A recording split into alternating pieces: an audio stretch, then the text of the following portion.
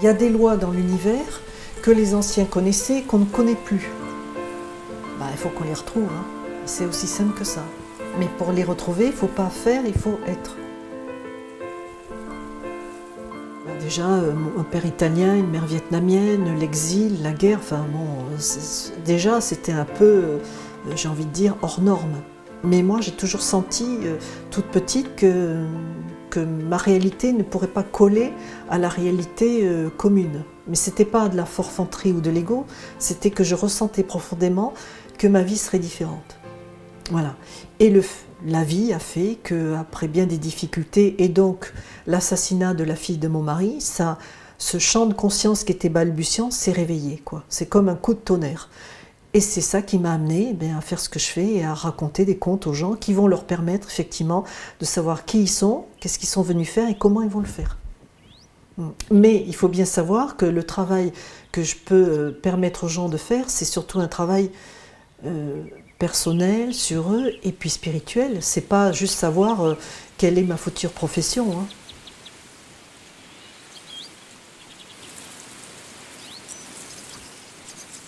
Alors déjà la lumière, en physique, c'est quoi? La lumière, c'est une onde et un corpuscule. C'est les deux, c'est-à-dire que c'est à la fois matière et c'est à la fois non matière. Notre but à nous, en tant qu'êtres humains, qui sont dans la dualité corpuscule-onde, c'est de réunir les deux. C'est ça la lumière. Et notre rôle à nous, spirituel et humain, c'est de faire en sorte que le corpuscule et l'onde ne fassent plus qu'un. Voilà, c'est ça la lumière. Et la lumière, c'est avant tout une énergie qui a été créée, je ne sais pas ni quand ni comment, mais qui a été en même temps que le verbe. La lumière a été créée, elle s'est propagée dans les univers, a créé des corpuscules, et donc elle n'a pas été que onde, elle a été aussi corpuscule. Et ça a donné la création de la matière. Et nous, trouver la lumière, c'est trouver le moyen de réunir les deux. C'est pour ça qu'on dit tu es sur le chemin de la lumière, c'est tu es sur le chemin de l'unité qui va permettre au corpuscule et à l'onde de ne faire qu'un. C'est ça que ça veut dire. Donc c'est quelque chose de très pragmatique. Donc au final, ça veut dire quoi? C'est-à-dire qu'on a une partie onde et une partie corpuscule. C'est-à-dire corpuscule, c'est la matière. L'onde, c'est l'esprit. Et notre rôle à nous, c'est de réunir les deux afin qu'on retrouve notre unité primordiale. Parce qu'au départ, c'était que onde. Et quand on a été chassé du paradis, on est devenu onde et corpuscule. C'est pour ça qu'on dit que Ève a mangé une pomme. Au final, elle est devenue matière. La lumière qu'elle avait est devenue matière.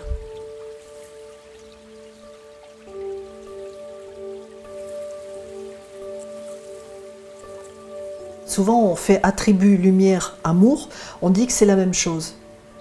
Mais ça n'est pas du tout la même chose. L'amour est un, alors que la lumière est double. C'est ça la grande différence. C'est qu'il n'y a qu'une source d'amour. Après, cet amour s'exprime de manière différente. Je veux dire, j'aime la confiture, j'aime mon conjoint, j'aime mes enfants ou j'aime la nature. Mais la source de cet amour-là, c'est un, alors que la lumière, c'est deux. Parce qu'on a deux parties en nous, donc notre partie humaine, je dirais animale, c'est-à-dire il faut bien manger, travailler, se laver, enfin voilà. Et puis il y a la partie esprit, c'est-à-dire la partie divine. Mais quand on arrive dans ce monde-là, c'est séparé. Et tout le but de notre vie, c'est de l'unir. Voilà. Donc les éveilleurs vont nous aider à retrouver cette unité, à faire la jonction entre la matière et l'esprit. Et comment on fait? Par l'émerveillement. Voilà, par la beauté, par l'amour de la beauté. Et puis, quand je dis émerveillement, ce n'est pas uniquement de ce qui est beau, mais c'est être émerveillé de tout. Et c'est là la grande difficulté. Parce que nous, on sépare la souffrance, le bonheur, etc. Mais la source, là aussi, est la même. Si on arrive à regarder nos souffrances et nos épreuves avec amour, là, on trouve l'unité. Et ça, c'est quelque chose qu'on a beaucoup de mal à faire. Parce que notre regard juge, c'est-à-dire on juge ça c'est beau ou ça c'est mal, alors qu'on ne devrait pas juger si c'est beau, si c'est mal, si c'est bien. On devrait avoir un regard équanime sur tout.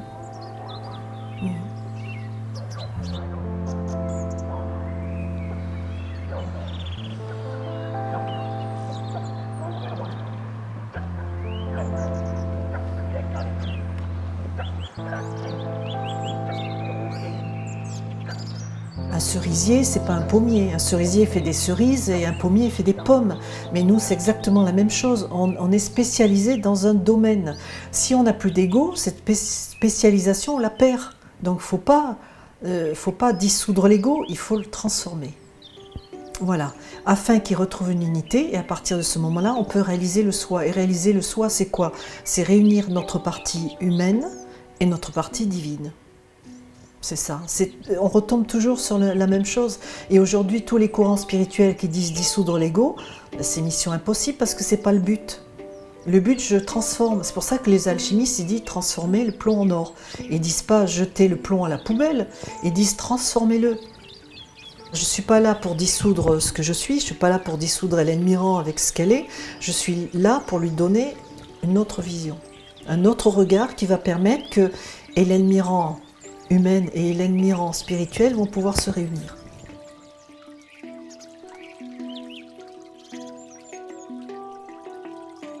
Aujourd'hui, on balance des mots sans signification. Alors le cœur, c'est ça, hein. Ben oui, mais c'est quoi? Ça veut dire ça plus ça. C'est la réunion de deux choses.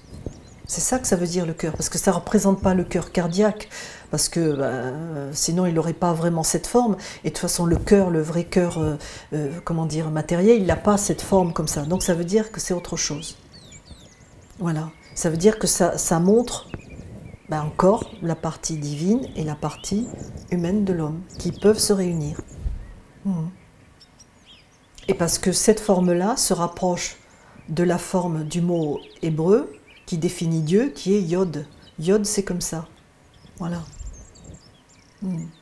Donc c'est le Yod, le créateur, et le Yod, la personne créée. Et donc ça donne un cœur. Un peu schématisé, mais au final, c'est ça. C'est le créateur et le créé. C'est l'esprit et la matière. C'est pour ça, quand moi je vois les petits cœurs sur les tasses de café, oui, c'est gentil, c'est mignon, hein, mais c'est galvaudé. Et du coup, on perd notre véritable spiritualité.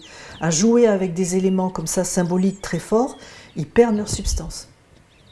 Quand ces symboles ont été trouvés, les hommes qui les ont trouvés avaient à cœur de le faire partager à leur peuple, voilà, à leurs contemporains, pour pouvoir les aider à s'élever spirituellement. Mais oui, mais on est dans un monde marchand. Et le problème de cet enseignement, c'est qu'il est facile. Quand on est dans un monde marchand, il ne faut pas que les choses soient faciles, il faut qu'elles soient compliquées, parce qu'il faut payer.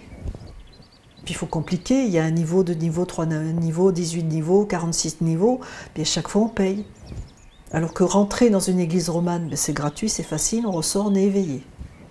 La seule chose à faire, c'est la régularité, la discipline et puis l'engagement. Il faut y aller régulièrement. C'est pour ça qu'avant, les anciens, ils allaient à la messe tous les dimanches. C'était pas juste pour honorer la religion, c'était parce que la régularité les amenait à l'éveil.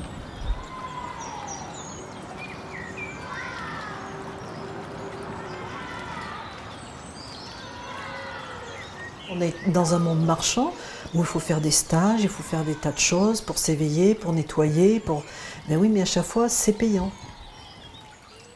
Et au final, on ne l'atteint jamais, puisque le but s'éloigne à chaque fois. Puisqu'on s'éloigne de notre réalité et de notre authenticité. Donc ça se complique. Heureux les simples d'esprit. C'est simple. Je pense que le Créateur n'a pas voulu compliquer notre boulot. Enfin, déjà, je veux dire, on a fait une erreur d'être chassé du paradis, et il ne va pas en plus nous compliquer le travail pour pas qu'on y retourne. Donc il a fait quelque chose de simple. Tout est à notre disposition. Ben oui, mais le problème, c'est qu'on ne le voit plus. Nous, on a tendance à s'éloigner du chemin. C'est-à-dire que notre chemin, il n'est pas comme ça. Il va prendre la forme du serpent. C'est-à-dire qu'on va s'égarer en route. Ben, du coup, c'est comme si une locomotive sort des rails. Elle ne peut plus continuer son chemin. Donc, le rôle des éveilleurs, c'est de nous maintenir sur les rails. Et quand on est sur les rails, qu'on fait confiance à celui qui a créé ces rails-là, qu'est-ce qui se passe? On va plus vite. Donc le but des éveilleurs, c'est de nous permettre de gagner du temps. Voilà, c'est tout simple. Et parce que s'ils nous mettent dans l'axe, l'accès à notre divin est direct. Mais si notre axe il est comme ça, tordu comme un serpent, bah, du coup on perd beaucoup de temps à faire les tours et les détours. Hein. Donc le rôle c'est de garder intact notre souffle divin pour nous permettre de rester dans l'axe et gagner du temps. Sinon on va dans des impasses, on va des raccourcis, on retourne en arrière, etc. Or il faut que notre chemin spirituel soit comme les rails pour permettre à la locomotive d'aller de l'avant.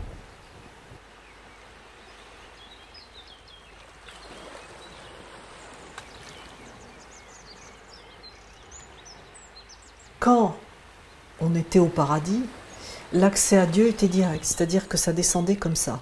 Or, le serpent, qu'est-ce que ça veut dire? Ça veut dire que l'énergie, au lieu de descendre comme ça, elle est descendue comme ça. Voilà. Et donc, du coup, on a été chassé de la ligne directe. Voilà. Et donc, du coup, le but, c'est de retrouver cette verticalité. Donc, la croix, ça permet effectivement d'être dans cette verticalité. Et l'horizontale, ça veut dire que la réponse, elle est dans l'horizontalité. C'est-à-dire, si tu veux aller vers la verticale, trouve l'horizontalité. Et dans la Kabbale, il y a le cœur de l'arbre séphirotique, c'est Tiferet, c'est-à-dire la beauté. Et dans ce petit rectangle où se trouve la beauté, dans l'arbre de la Kabbale, eh bien se trouve quoi? La vie quotidienne, les services, la vie de famille, etc. Ça veut bien dire que si tu trouves ton horizontalité dans ta vie quotidienne, dans tout ce que tu fais, dans ton travail, ta vie de famille, le patron, etc., si tu trouves de la beauté là, dans Tiferet, c'est-à-dire cette horizontale, tu trouves ta verticale vers le divin. Or, nous, qu'est-ce qu'on fait en permanence? On refuse les services, la vie de famille, le patron, les servitudes, etc. Et donc, on ne trouve pas la beauté et on ne peut pas trouver la verticale. Et là, on fait la croix. C'est-à-dire, tu trouves la beauté dans la horizontale, tu trouves la beauté dans la verticale. Donc, le travail, il se fait bien ici et maintenant, dans le quotidien. Alors, si tu regardes à l'heure actuelle, tout le monde le refuse, hein, le quotidien. On veut pas, on veut être autre chose que ce que l'on est. On ne supporte pas d'être anonyme. Voilà. On veut tous avoir des pouvoirs, des capacités, des dons. Ben oui, mais on aura un don que si on accepte de trouver la beauté, Tiferet, dans le monde quotidien. Quand Dieu a créé la matière, enfin l'univers, les univers, parce qu'il y en a plusieurs, il a regardé son œuvre et il a vu que tout était bon. Il a dit tout. Et il insiste sur le mot tout. Il n'a pas dit 50% c'est beau et 50% c'est moche. Il a dit tout est beau. Ça veut dire que nous, étant créés à son image et sa ressemblance, on doit être capable aussi d'avoir un regard d'amour et de beauté sur tout. C'est ça la clé. Et c'est extrêmement difficile. Est-ce qu'on aime nos épreuves? Est-ce qu'on aime nos souffrances? Est-ce qu'on aime nos deuils? Est-ce qu'on aime se faire trahir? Eh bien non, personne n'aime ça. Hein. Mais oui, mais si on trouve que malgré tout, c'est divin, ça change tout. Et les épreuves s'arrêtent. Parce qu'il faut savoir que la clé, c'est quand même l'arrêt de la souffrance. Hein.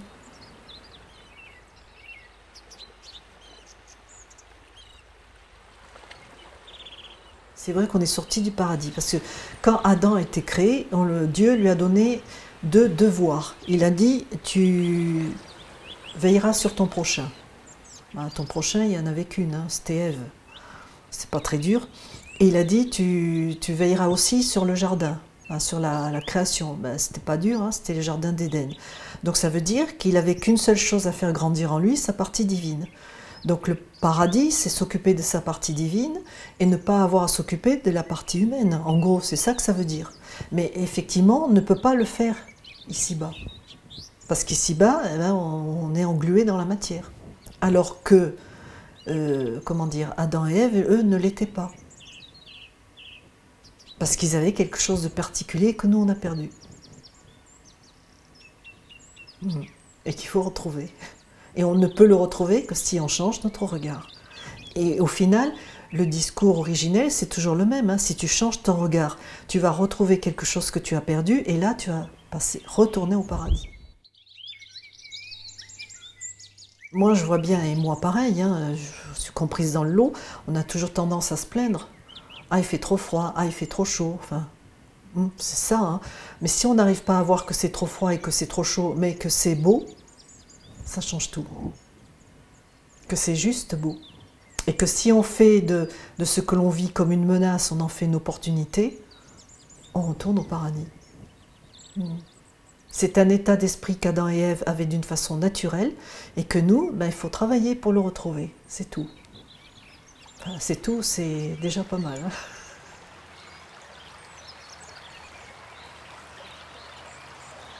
Si on décortique les mots au final, tout est dedans. Par exemple, si on décortique le mot divin, divin c'est le di c'est Dieu, le V c'est le Graal, et le 1 c'est 1.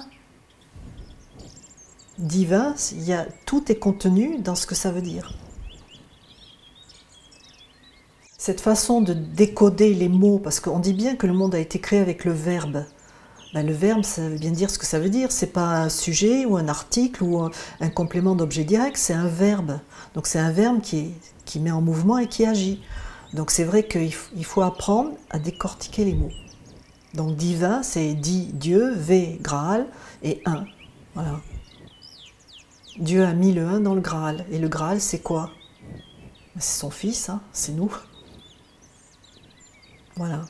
Donc notre travail, c'est de retrouver ce Graal en nous. C'est pas la peine de le rechercher à Rennes-le-Château, hein, on va pas le trouver. Hein. L'univers est logique, donc il faut la retrouver, cette logique. La logique, elle est où? Dans le verbe. Décortiquez les mots et vous allez trouver l'essence. C'est pour ça que moi je dis aux gens, quand ils reçoivent un conte, il faut le décortiquer. Il faut trouver l'essence. Parce que l'essence divine, elle est là. Et l'essence, ça veut dire sens.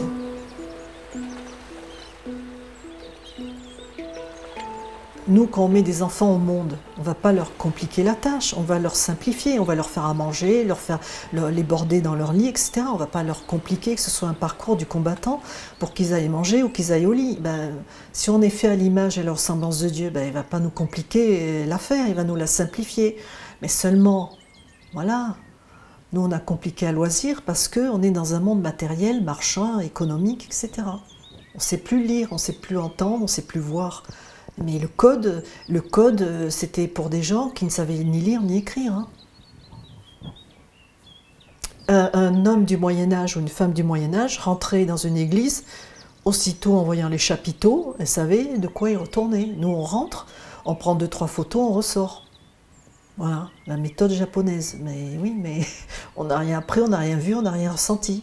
Alors qu'à force de faire ce cheminement, on ressort de là, on est éveillé. C'est énorme. Et aujourd'hui, on est intellectualisé. Enfin, partout où on va dans le monde, ce sont des discours intellectuels. Et quand on parle du cœur, ça devient mièvre et cucul à praline. Hein. Mais le vrai langage du cœur, on ne le possède plus. Parce que le langage du cœur, c'est le langage de la connaissance. Et la connaissance, on ne l'a pas. On a le savoir. Hein.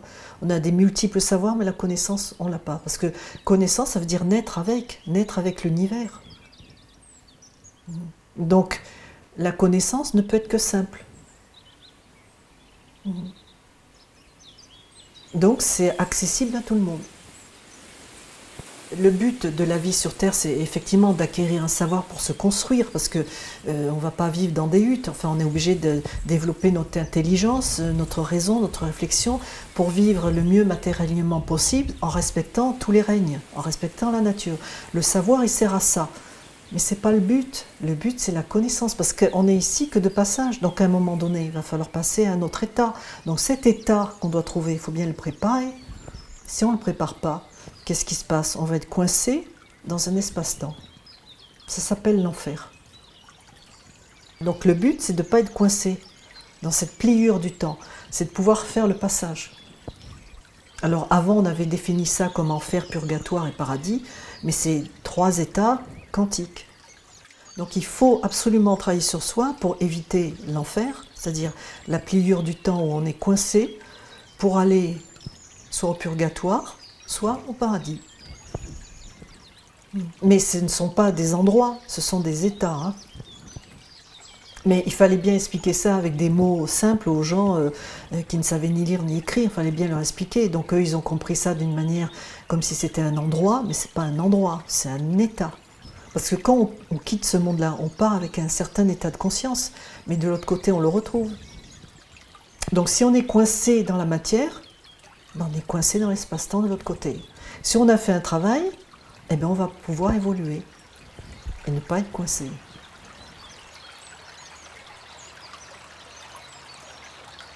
La matière, c'est quoi? C'est un endroit, enfin, pour mieux faire comprendre les choses, c'est un endroit où il y a du temps et de l'espace. Le passage, c'est un endroit où il n'y a que de l'espace. Et la mort, c'est un endroit où il n'y a ni temps ni espace. Voilà. Donc comment je passe d'un lieu où il y a du temps et de l'espace, ou après je passe à l'espace mais il n'y a plus de temps, et après je passe à un lieu où il n'y a ni temps ni espace. Ben, la mort, c'est ça. Il n'y a plus de temps ni espace. Je suis dans l'éternité. Avec le couple de scientifiques avec lequel je travaille, ben c'est trou noir, trou de vert, trou de blanc. Voilà. Le trou noir, c'est temps-espace, le trou de vert, c'est que espace, et le trou blanc, c'est ni temps ni espace. Donc on passe, voilà, là. C'est un passage, c'est bien un passage.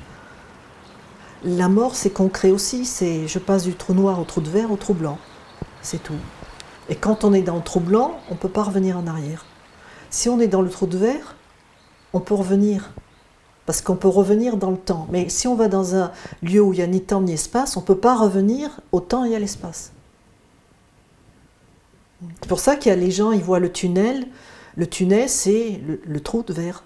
Donc ils restent coincés là, mais ils peuvent faire un retour en arrière. Voilà. Mais les morts, les défunts, eux, ils font l'aller vers la lumière, mais ne peuvent pas revenir dans le temps et l'espace. Mais nous, ici-bas, on ne travaille que la partie humaine. Du coup, notre champ de conscience ne peut pas s'ouvrir et on est coincé dans l'espace-temps. Or, le but, c'est de ne plus être coincé dans l'espace-temps. Parce que quand on n'est plus coincé dans l'espace-temps, on peut mieux, comment dire, maîtriser sa destinée. On devient maître de son destin. Alors que si on est coincé, on est maître de rien. On subit. Si les gens sont éveillés, conscients, ben, qu'est-ce qu'ils font? Ils ne consomment plus. Plus besoin, ils sont heureux. Ils se suffisent avec une pomme et la vision d'un soleil couchant. Ça leur suffit. Et puis en plus, ça, c'est gratuit. Hein. Donc on va restreindre leur conscience pour les rendre consommateurs. Et les guides, les éveilleurs ont dit consommer, c'est sommer d'être con. Et c'est pas moi qui le dis, hein, je le dis avec leurs mots. Hein. Et je pense que ça définit ça, c'est-à-dire qu'on perd notre intelligence. Quand on consomme, on perd notre intelligence. Et on ne voit plus rien, et on n'entend plus rien. Et donc on ne peut pas passer d'un état à un autre. Et on reste dans notre humanité, voire même notre animalité.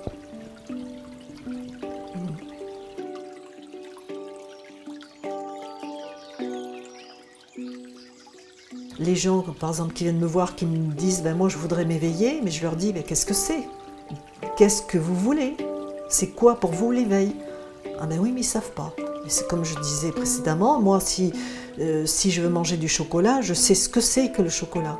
Mais moi l'éveil, je ne sais pas ce que c'est. Or l'éveil, c'est un état qui permet d'être dans un non-temps et un non-espace qui me permet de ne pas revenir en arrière. C'est-à-dire de faire le chemin, mais sans retour.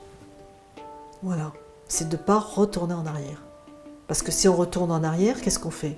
On retourne dans un état matière et animalité. Voilà. Donc c'est d'être dans le trou blanc quantique. Non-temps, non-espace. Parce que sinon, ben, c'est le karma, le dharma, on retourne en arrière, on revient sur Terre, et chaque fois on recommence. Alors que si on est éveillé, ben, il n'y a plus de retour possible. C'est-à-dire que la passerelle est coupée. Imaginons que voilà, on est d'un côté d'une rivière, qu'on veut passer de l'autre côté de la rivière. Donc on va emprunter un pont. Donc ce côté-ci de la rivière, c'est le trou noir, c'est-à-dire la matière, temps, espace. Le pont qui nous permet d'aller de l'autre côté de la rivière, c'est le trou de verre. Voilà, c'est la passerelle qui nous permet. Donc là, c'est un espace, un pont, mais il n'y a plus de temps. C'est-à-dire que je peux emprunter ce pont et peu importe le temps que je vais mettre à traverser ce pont. Et de l'autre côté de la rivière, quand j'arrive à accéder à l'autre côté de la berge, là, il n'y a ni temps ni espace, c'est le trou blanc. Voilà. Mais il y a ceux qui restent à l'entrée du pont, qui sont coincés, ils ne peuvent pas aller plus loin, donc là c'est l'enfer. Le purgatoire, je peux faire des allers et retours sur ce pont, c'est-à-dire je peux aller vers le trou blanc, je peux revenir vers le trou noir, c'est le purgatoire, mais il y a aussi, quand je passe de l'autre côté et que je suis dans le trou blanc, là, il n'y a pas de retour possible. Voilà. Et nous, ce qu'on fait, c'est que souvent, on fait des allers-retours sur le pont, mais on ne peut pas aller de l'autre côté, parce qu'on n'est pas réalisé, on n'est pas éveillé. Donc on reste dans le trou de verre. Et le trou de verre, il fait quoi? C'est bien un serpent, hein?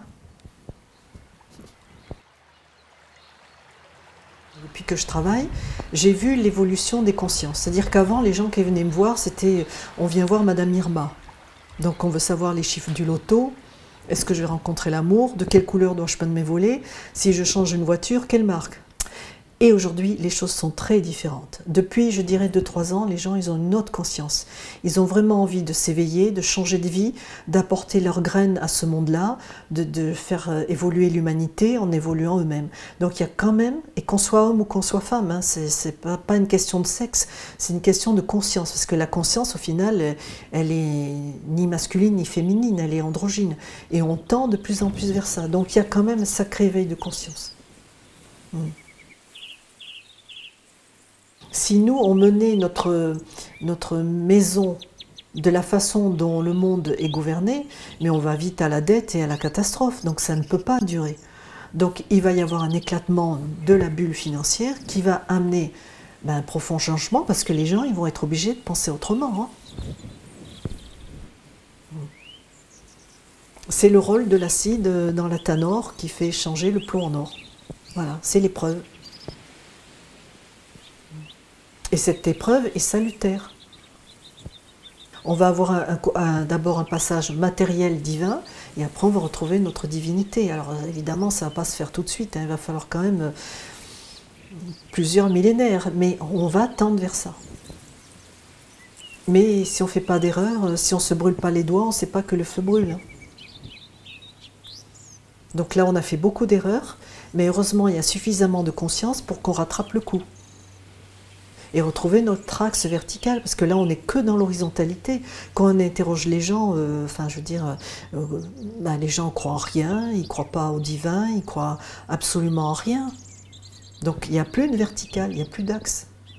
C'est uniquement horizontal. Mais oui, mais si il n'y a que l'horizontalité, on ne peut pas évoluer. Et donc on se retrouve coincé dans une pliure temps-espace.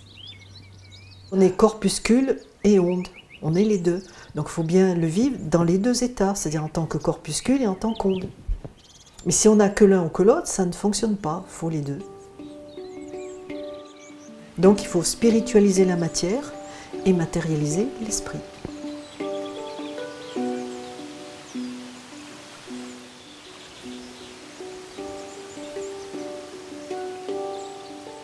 On est dans un monde où tout est compliqué. Enfin, déjà, travailler sur soi, mais bon courage celui qui s'y engage, hein, parce que c'est hyper compliqué. Hein. Et au final, on n'y arrive jamais. Hein. D'ailleurs, c'est pour ça que les gens, ils passent, d'un stage à un autre, d'une formation à une autre, mais parce que c'est devenu hyper compliqué, et du coup, ils n'y arrivent pas. Alors que s'ils faisaient les choses simplement, c'est facile. Pour ça, je dis toujours, quand Ève, elle a cueilli le fruit dans l'arbre, le fruit, il était quand même à sa portée. Elle n'a pas pris une échelle, elle n'est pas montée dans l'arbre, elle n'est pas allée chercher le fruit en haut de l'arbre. Et c'était juste à sa portée. Ça veut bien dire ce que ça veut dire. Hein. C'est-à-dire que c'est facile. Pourquoi est-ce que Adam n'a pas aidé Ève? On le dit dans la Genèse. On dit il s'est endormi après l'amour. Donc le péché, ce n'est pas un péché sexuel. Le péché, c'est qu'on s'est endormi. Voilà. C'est pas un péché de chair, c'est un péché de conscience. On s'est endormi. Et ça a permis à l'énergie qu'elle est en ligne droite de se courber. Voilà. Et le but, c'est que l'énergie suive le fil de la colonne vertébrale. Et qu'elle ne se courbe plus. Le caducée, c'est ça. Hein. L'origine, c'est l'axe divin. Et le péché originel a fait que l'énergie s'est courbée. Et c'est quoi le serpent? C'est bien l'énergie qui se courbe, hein. Et notre but, c'est de refaire en sorte que cette énergie qui serpente redevienne droite. Voilà. Et la seule chose, c'est d'éveiller la conscience. Parce que le péché, c'est qu'on s'est endormi. C'est pas un péché de chair, hein. Et pourquoi, lors du baptême, on met de l'huile ici? C'est pas là qu'on la met, l'huile, hein. C'est pas au niveau du premier et deuxième chakra. Donc le péché, il n'est pas là, il est bien là. C'est la conscience endormie. Donc il faut bien réveiller ça. Vois autrement et tu vas te réveiller. Et quand tu vois autrement, ton regard devient vision. Le regard, enfin, c'est le seul sens qui peut passer du regard à la vision. Quand on respire quelque chose, on ne peut respirer que quelque chose qui est près de nous. Quand on mange quelque chose, c'est quelque chose qu'on a à notre portée. Les bruits, c'est pareil. Moi, j'entends pas les bruits de la sphère de l'univers, hein. Par contre, le regard, lui, il peut voir ici, mais il peut voir l'invisible.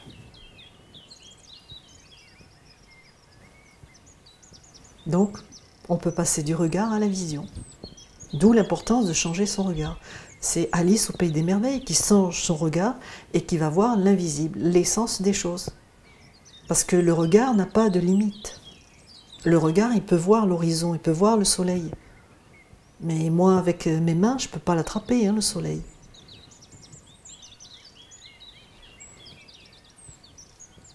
Un conseil, vivez simplement. Après, qu'est-ce que ça veut dire vivre simplement? Mais ça veut dire aimer le tout, voilà. Apprendre à regarder, quand je me promène dans une rue, je ne vois pas le grouillement, les gens qui courent, la pollution, les gaz d'échappement. Je vois la lumière et la beauté qui est le ciment de tout. C'est ça, vivre simplement. C'est arriver à voir la lumière en toute chose. Voilà. C'est de voir les intervalles.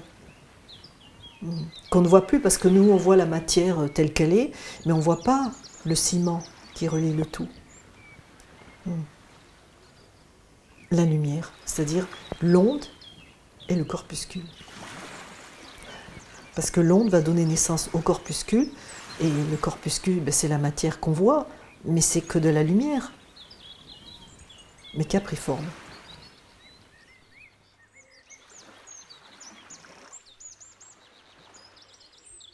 L'homme savait qu'il était désormais temps pour lui de sortir de sa demeure. Il savait pourtant que le chemin était sinueux et parfois tortueux, mais quelque chose ainsi d'imprévisible, autant ainsi que de très fort, l'obligeait à sortir de sa demeure. Il savait ainsi qu'il devait emporter avec lui 2 offrandes, et que là où il se trouverait, au pied de l'arbre, il poserait la question ainsi qui serait nécessaire pour faire ainsi évoluer, non seulement le monde, mais également lui-même. Et là, au pied de l'arbre, il posa la question: « Arbre, qu'attends-tu de moi ?» Évidemment, dans les branches des arbres, pas le moindre frémissement, pas le moindre bruissement de vent, et pas le moindre oiseau qui chantait. L'arbre était impénétrable, et l'homme ainsi soucieux retourna chez lui. Et combien ainsi cette route lui paraissait déserte, et combien il se sentait seul et abandonné. Mais au fond de lui, miracle, dès le lendemain, il reprit ainsi le chemin qui allait vers l'arbre. La route, ô combien elle était sinueuse, ô combien elle était tortueuse, mais l'homme sentait en lui la foi grandir de plus en plus.